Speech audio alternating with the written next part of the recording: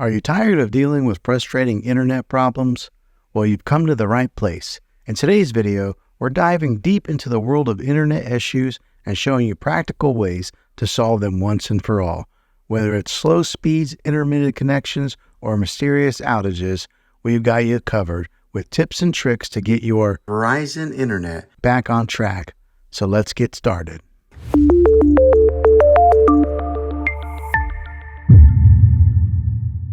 The first one is the easiest one to try, and that's to take any device that you're having issues with, whether it be your cell phone or maybe a TV, and power it down or unplug it from the wall outlet. Powering it down or unplugging any kind of power source going to it is what we call a hard reset.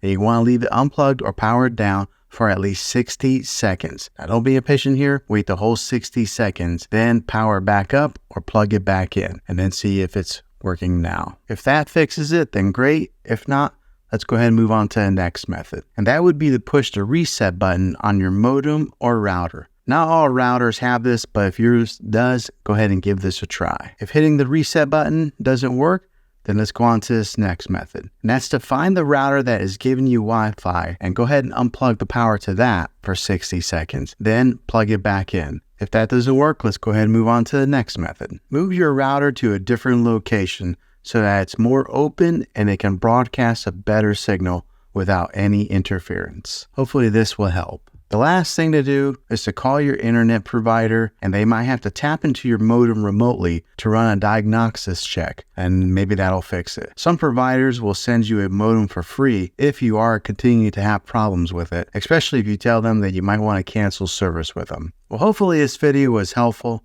If it was, go ahead and throw a thumbs up on it. Go ahead and subscribe to my channel. I make tech videos all the time, and I'd love to have you back in the next one. Take care.